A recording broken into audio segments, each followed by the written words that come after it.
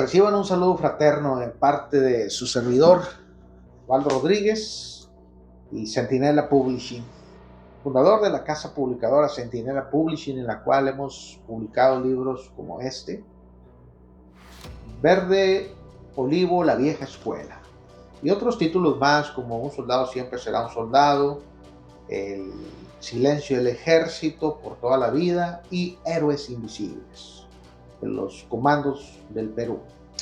Y bueno, pues primeramente quiero invitarlos a que visiten nuestro canal en YouTube, Centinela Publishing, nos regalen un like, nos regalen un comentario en los videos que estamos compartiendo. Y de igual manera también les vamos a pedir de favor que se suscriban y que pongan la campanita ahí de notificaciones para que cuando haya un video nuevo o alguna novedad pues estén al tanto. De parte de su servidor también, si quieren adquirir el libro en formato físico, esto es el libro de Verde Olivo Vieja Escuela, es con el que estamos ahorita relatando las diferentes historias, y tenemos otros títulos también. Puedes encontrarlos a través de Amazon o también contactarte con tu servidor para hacerte llegar un ejemplar hasta la puerta de tu casa. Y bueno, pues estábamos platicando y leyendo, charlando acerca de las historias verídicas. Quiero enfatizar, son verídicas, la mayoría, 95% del contenido de este libro. No son charras ni, como dicen en el ejército, chiludas. Una chiluda, déjeme explicarle algo, y los que estamos en las fuerzas, o los que estuvimos en las Fuerzas Armadas sabemos de eso. Una chiluda es cuando un relato no es 100% comprobado, o pues son, ahora sí que más cuento que novela, como dicen por ahí coloquialmente.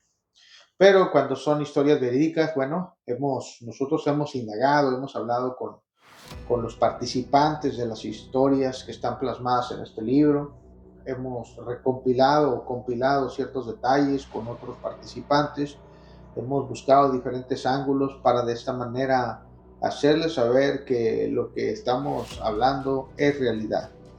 No son cuentos inventados, no son historias sacadas de ahí nada más de la imaginación de alguien más, sino bueno, son historias reales. La semana pasada hablábamos de la historia de la muerte trágica de dos oficiales valerosos. Y nos quedamos ahí en esta historia nos la comparte nuestro hermano de armas, sargento Lacroix, al cual le mandamos un afectuoso saludo, mi sargento, donde quiera que usted se encuentre. Y decíamos que nuestro sargento nos relata cómo esta historia de estos dos oficiales que estaban comisionados tanto en la zona militar como en el 83 Batallón de Infantería, especialmente ahí en lo que era el servicio de información, etcétera, las comunicaciones, toman un día de franquicia, el día sábado salen, van rumbo hacia la selva o a la montaña, los pinos, como usted quiera llamarle, que es área boscosa del Rancho Nuevo y áreas circunvecinas. Se adentran en lo que es el bosque y no se sabe nada de ellos. Salieron francos el día sábado, llega el sábado por la noche, nunca regresaron a su casa, el domingo por la mañana, el lunes ya se había creado un caos colectivo, especialmente en sus familias. ¿Por qué? Por la desaparición de sus seres amados. Se boletina la situación, se hace una pesquisa y, como decíamos, pues lamentablemente no hay noticia de ninguno de los dos. ¿Qué pasa? Bueno, decíamos que todo el domingo fue día de incertidumbre, también los demás días. Incluso se había buscado información en la Procuraduría General de la Justicia del Estado, se boletinó y pues nada, surgía una pregunta, si acaso era una venganza del EZLN o grupos simpatizantes, porque todavía se encontraban desaparecidos los dos oficiales, se esperaba lo peor. Y nos relata nuestro sargento Lacroix lo siguiente. Quiero leer un poquito y luego hacer un paráfrasis, voy a ir explicando, ¿ok? Vamos a estar leyendo, vamos a estar relatando. Dice nuestro sargento lo siguiente. Dice, se inició una pesquisa y los resultados eran con un ambiente de desesperanza. ¿Por qué? No había ningún resultado positivo. Las familias de los oficiales estaban totalmente desconsoladas. ¿Por qué? Imaginaban lo peor que les haya pasado a sus seres queridos. Y bueno, pues así fue. Empezó la búsqueda intensiva y fueron pasando los días y se preguntaban algo que resultaba algo inverosímil de cómo en una comunidad tan pequeña como Michigan no se haya encontrado ningún tipo de información del paradero de estos oficiales. ¿Y cómo era posible que así como así se hayan desaparecido sin dejar huella, rastro, o que alguien pudiera dar un punto de referencia acerca de estos oficiales? ¿Qué había pasado con ellos? Era la pregunta. No se sabía aún. El mando incluso, dice aquí, recurrió a una organización no gubernamental con siglas como ONG, que significa Organización No Gubernamental, y que en esa época se hacía llamar Centro Fray Bartolomé de las Casas, lugar activo, hasta el presente. Y déjeme decirle que yo traté de comunicarme con estas personas de este Centro Fray Bartolomé de las Casas, obteniendo resultados negativos. Nunca me contestaron. Y precisamente escribí una carta para buscar más referencias acerca de este acontecimiento. Esto se los menciono para que vean que hubo una investigación extensiva y no solamente nos dimos a la tarea de estar escribiendo y haciendo cosas por el estilo. Pero bueno, retomando el punto, decíamos acerca de este centro no gubernamental o organización no gubernamental que estaba liderada por el obispo Samuel Ruiz García y Gonzalo Ituarte, quienes a los dos y a estos personajes, especialmente a Samuel Ruiz García, era el titular o el obispado titular en esa región, y a ambos se les pidió su ayuda para localizar a los desaparecidos, e incluso, déjenme decirle algo, en esa época todavía no se le quitaban los pesos, perdón, los ceros a lo que vendría a ser los nuevos pesos. Por ejemplo, 250 pesos actuales eran 250,000 pesos. Y déjeme decirle algo, se ofreció una recompensa de 250,000 viejos pesos. 250 millones de pesos, lo que serían 250,000 nuevos pesos. Mucho dinero, definitivamente para aquella época, incluso para esta época, eso es bastantito dinero. Hablando en dólares, serían como un poco más de 10,000 dólares. Si es suficiente dinero. Pues bueno, incluso se hizo esa propuesta de dar una recompensa a quien diera información del paradero de estos oficiales. Dice, y como por arte de magia, inmediatamente después de que se propuso esta recompensa, dice ahí, de repente sucedió lo inimaginable. Le preguntará a usted, estimado, pues, ¿cómo podríamos decir? Audiencia que está viendo este video y este relato. Pero ¿cómo sucedió lo inverosímil si anteriormente ya tenían más de una semana que estaban buscando a los oficiales y no había existido ninguna información o algún norte, como decimos, de su paradero? Pero como dicen, ¿verdad? Con dinero, dice el dicho coloquial, con dinero baila el perro. Y déjeme decirle que así aconteció. ¿Por qué? Porque inmediatamente, como por arte de magia, pasó lo impensable, que de una forma inimaginable, en cuestión de horas, fíjese, en cuestión de horas se dio a conocer información real y exacta. ¿De qué? sobre el paradero de aquellos dos oficiales. Desafortunadamente, se informó que fueron retenidos mientras caminaban cuando se adentraron en el bosque y fueron detenidos por unos taladores de árboles al margen de la ley, o sea que estaban talando ilegalmente. Los dos oficiales portaban sus armas de cargo y su único error en ese momento trágico fue que los taladores ilegales supusieron que estos oficiales eran de la policía forestal y decidieron retenerlos. Pero no solo decidieron retenerlos, la cosa hubiera sido bueno que haya quedado ahí, como una especie de secuestro, retención. Pero fueron más allá estos taladores. ¿Por qué? Porque no solo quedó en la detención, sino que por ignorancia y por perversas intenciones de alguien que seguramente dio la orden, por perversas intenciones, estos delincuentes, primero en un orden, torturaron a los oficiales hasta el grado de privarlos de su libertad. Y no solamente su libertad, sino al grado de privarlos de la vida misma. Murieron.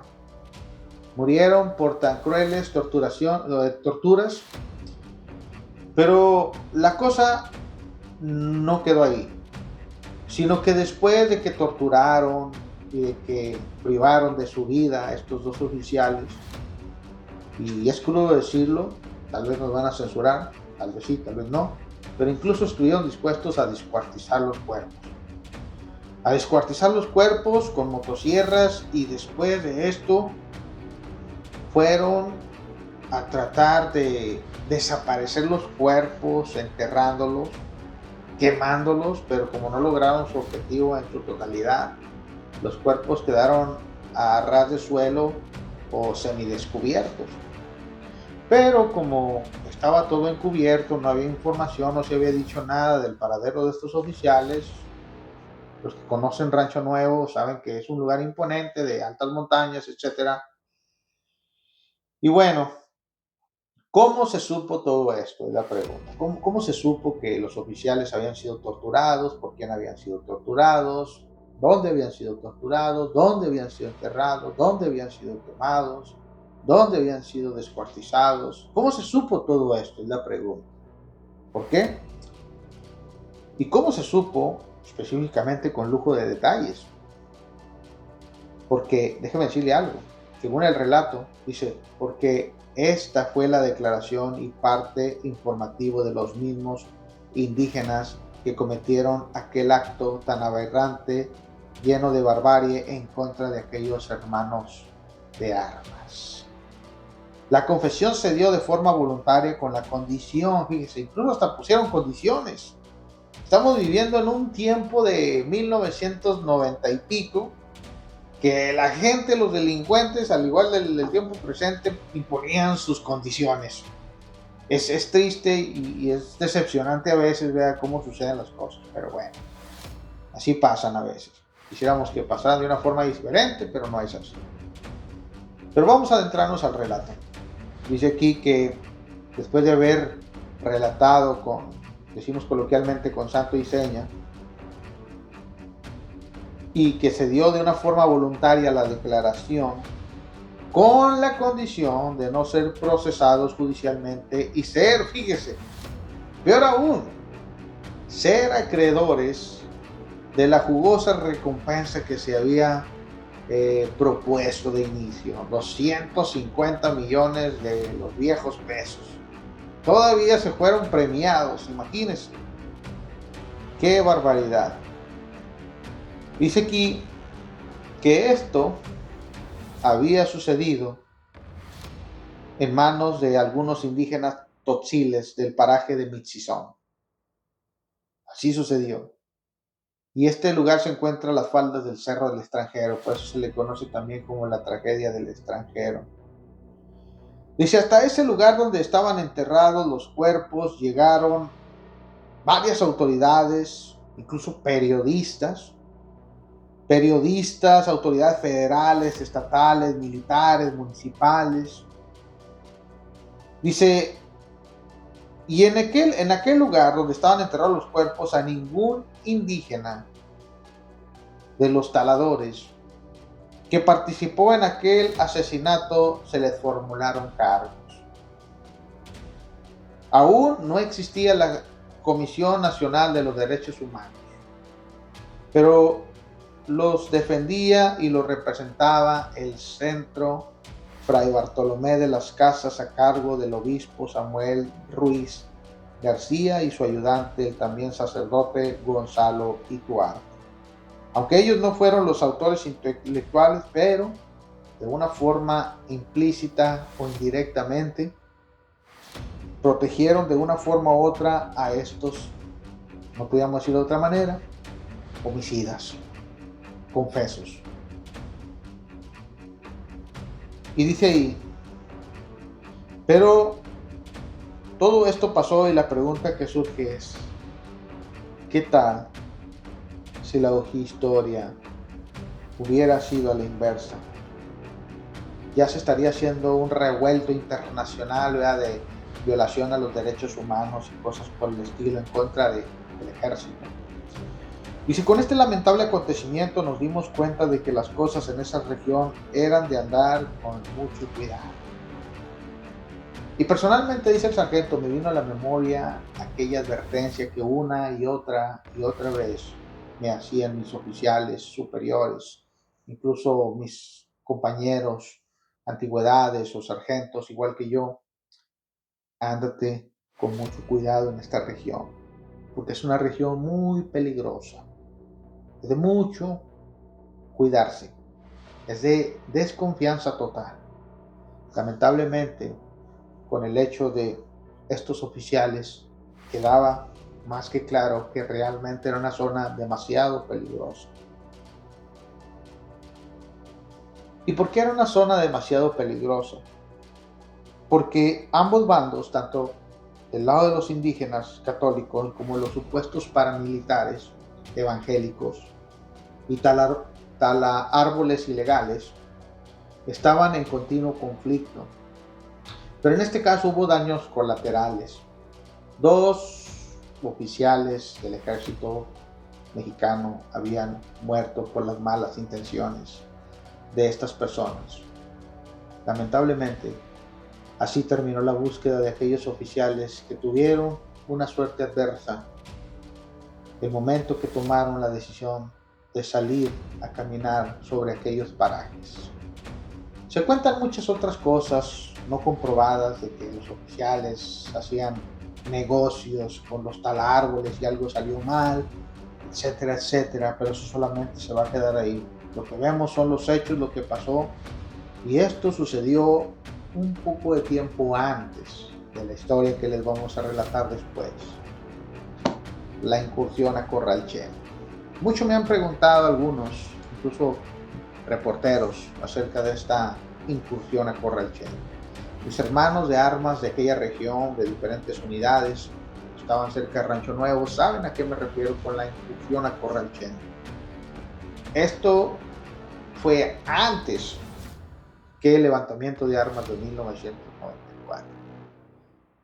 Qué lamentable suceso el de los oficiales. Fue real.